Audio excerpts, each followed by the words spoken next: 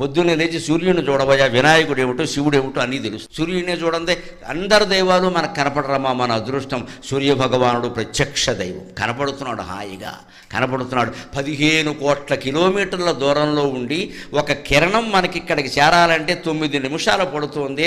అంత 9 నిమిషాల్లో కొన్ని కోట్ల కిరణాలని భూమండలానికి అందించి భూమండలాన్ని అంతటినీ తేజోవంతం చేస్తున్న సూర్యుడికి ఎన్ని నమస్కారాలు చేస్తే రుణం తీరుతుంది.